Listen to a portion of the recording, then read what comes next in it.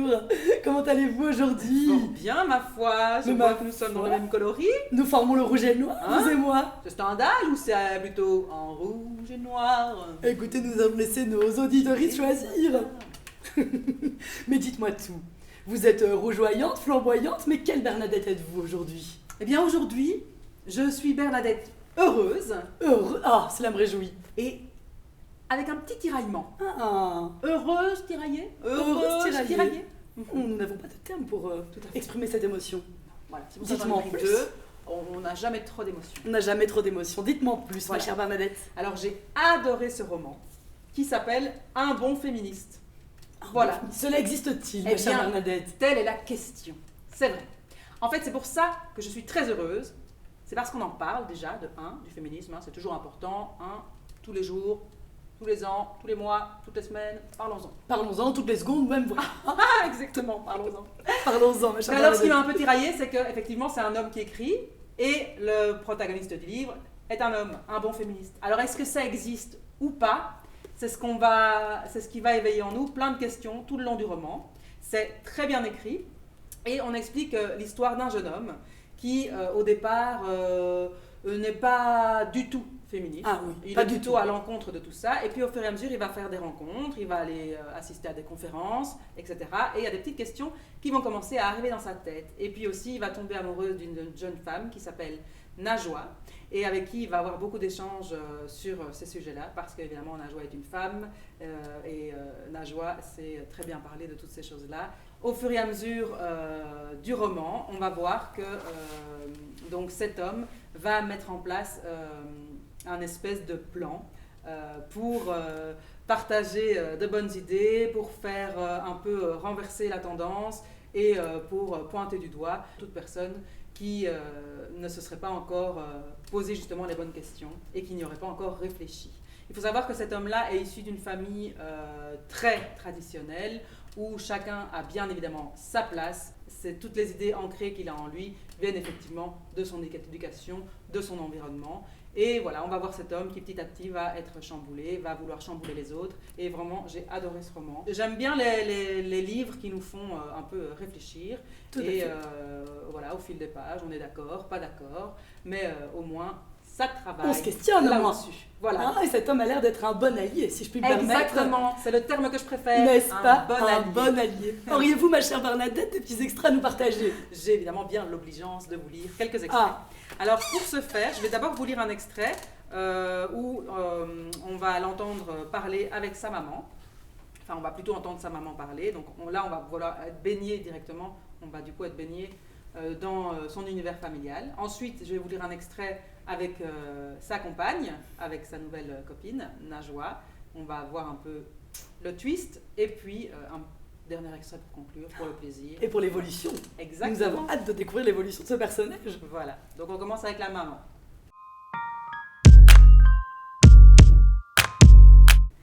Bon, et heureusement que ton père est arrivé, parce que ton grand-père, il en tenait une couche, et il n'aimait pas beaucoup mes jupes.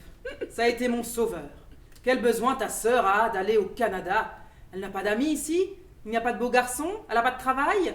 Moi, j'ai changé de vie à 19 ans. Oui, c'est vrai, mais c'est parce que je me suis mariée, et à 20 ans, je t'avais déjà, et ta sœur a 24. Et pendant que ton père travaillait, moi, je m'occupais de la maison et de vous. Voilà, c'est tout. La maison et vous et le café avec les copines jusqu'à ce que tu t'en ailles. Et puis après ta sœur, ce que je l'ai mal vécu.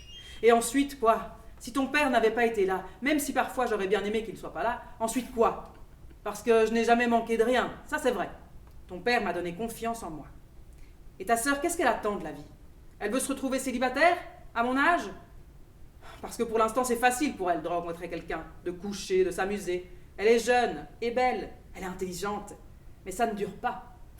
Elle est presque déjà trop vieille pour avoir des enfants. Quand est-ce qu'elle compte me faire devenir grand-mère? Quand? L'homélie de ma mère éveille en moi l'envie de l'attraper par le col de sa veste et de la secouer jusqu'à ce qu'elle se réveille. Avant, il y a des années, elle me semblait être une femme un peu triste, angoissée par une existence sans ambition, ennuyée de se regarder dans le miroir. Maintenant, elle me semble être une femme en colère, de mauvaise humeur, à un pas de transformer son indignation en anarchisme. Et je crois que, après examen de conscience, elle ne sait pas très bien pourquoi. bien qu'elle doive probablement s'en douter. Se douter que sa vie est un désastre du début à la fin, qu'elle n'a jamais vraiment eu l'occasion de faire quelque chose, n'importe, de son propre chef, quoi. Elle est passée de fille à épouse et mère à une vitesse hallucinante, terrible, digne de son époque. De cela, elle s'en doute.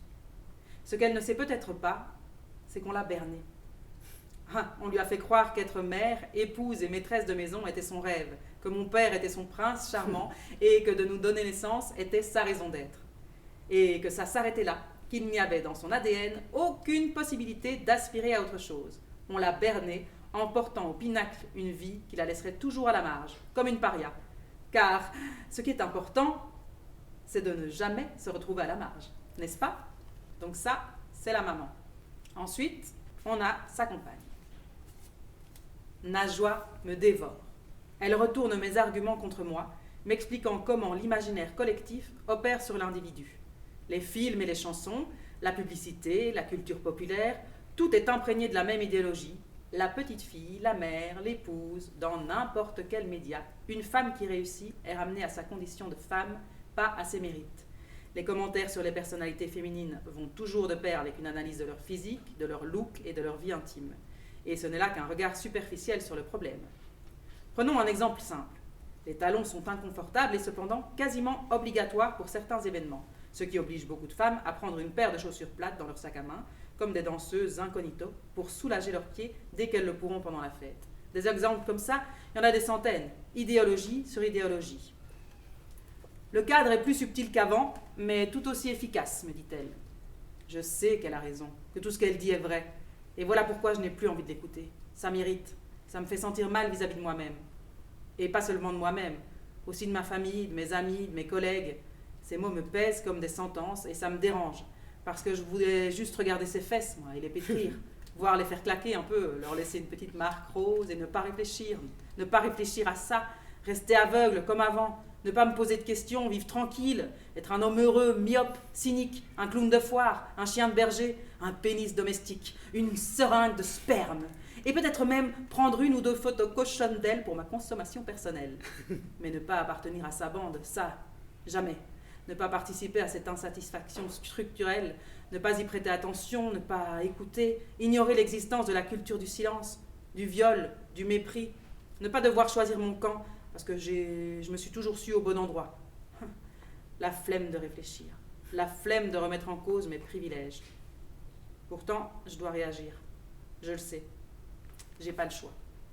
Et alors, le dernier petit extrait. Et pourquoi les femmes s'entêtent à lutter pacifiquement contre le patriarcat?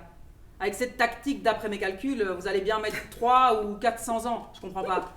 Vous avez fait vœu de modération pendant vos sabbats? Conduit lentement mais sûrement, serre mais sans étouffer? La révolution sera féministe ou ne sera pas?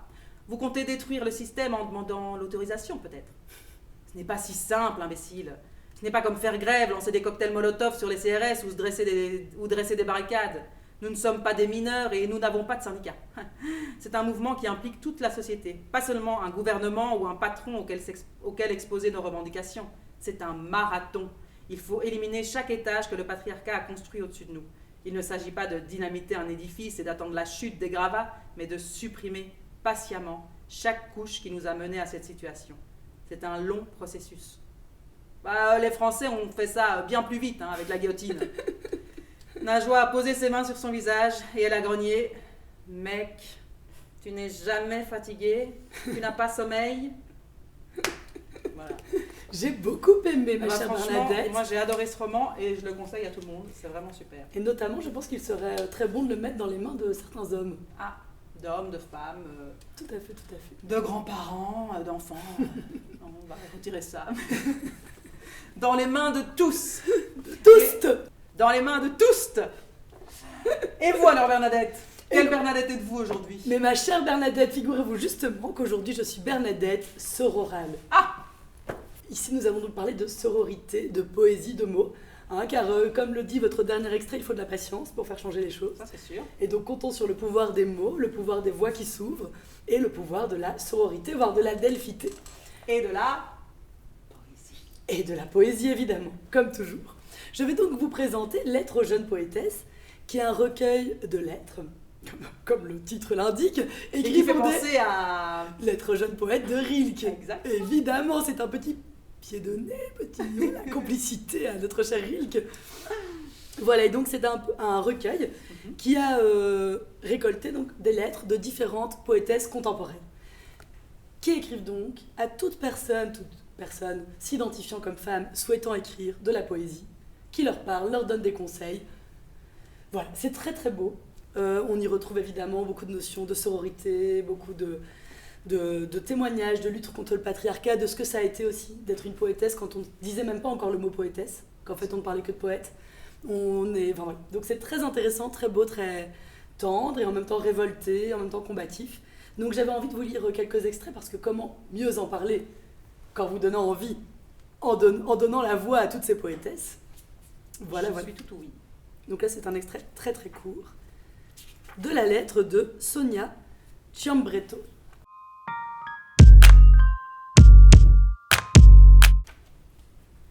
Pose un premier mot, un son. C'est puissant. Un mot, c'est déjà écrire. Un mot dans l'espace confiné d'une page peut déployer un monde large. Ce mot, si tu l'as choisi toi, ce mot-ci, pas un autre, ce seul mot peut créer une explosion. Ici, c'est un petit extrait de la lettre de Rim Batal. Parle de tes sœurs, dis leur nom, c'est aussi le tien. Sors de toi-même, tu suffoqueras mais tu renaîtras de beaux poèmes plein les poches. T'inquiète, ce qui tue, c'est pas la poésie, ni les émotions, ni l'expérience. Ce qui tue, c'est l'inaction, les blagues sexistes et les mains au cul, au sens propre comme au figuré. Aiguise tes dents et décoche. On your desire. Et alors, celle-ci est un petit peu plus longue. C'est une lettre que j'ai beaucoup aimée parce qu'elle a été écrite vraiment dans un style poétique. Et c'est une lettre de Marina Skalova. Tu es une femme et tu es poète. Quoi que tu choisisses, tu tomberas en morceaux et tu devras décupler ta puissance.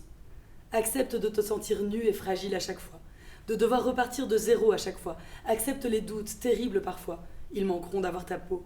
Tu ne reculeras pas. L'écriture te viendra en aide. L'écriture est un sport d'autodéfense et un sport de combat. Tu voudras te frotter au réel, comme on érafle son bras contre un mur rugueux. Le texte est semblable à ton corps. Il veut se heurter au monde, sentir ses contours se cogner contre ses limites. Tu te demanderas ce que serait une langue juste, une langue à la hauteur du réel. Tu te demanderas ce que peut encore la littérature, à une époque où seules les frontières croissent. Une chose est certaine, la littérature est un lieu où les expériences changent de corps, où les camps changent d'occupants. Je veux dire, sans Chalamov, nous n'aurions pas su le goulag.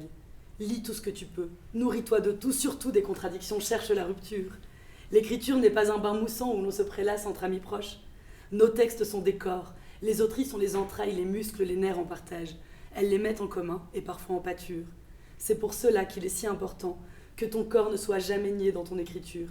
Écris tes viols, tes avortements, tes accouchements si tu en éprouves le besoin. Ne recule pas à la pensée des hommes qui te liront. Nos corps de femmes seront prolongés par la chair de la lettre. C'est une phrase pompeuse, mais de loin pas autant que l'histoire littéraire avec tous ses mâles nous inondant de leurs fantasmes éjaculatoires.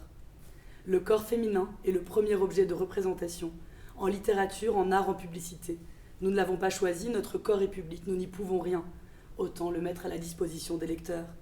Cela fait peur, bien sûr, mais l'écriture est une chose terrible, terrible et merveilleuse. Sois sincère, écris ce que tu as envie d'écrire, la sincérité seule a de l'importance. Souviens-toi, la seule chose intéressante dans l'écriture, c'est l'écriture, avec toute la terreur qu'elle t'inflige parfois, une terreur mêlée de grâce. Méfie-toi des moments de grâce, apprends à apprivoiser la terreur. La crise n'est pas dans l'écriture, elle est dans le corps, en nous, par-devers nous, malgré nous. Les mots ne faut que dire, cela est. En écrivant, tu crèveras les silences qu'on t'aura enfilés comme des cagoules. Des silences blancs et livides, comme l'asphalte d'une ville biélorusse. Et certaines fois, plus rarement peut-être, tu entendras le calme parfait après les tirs.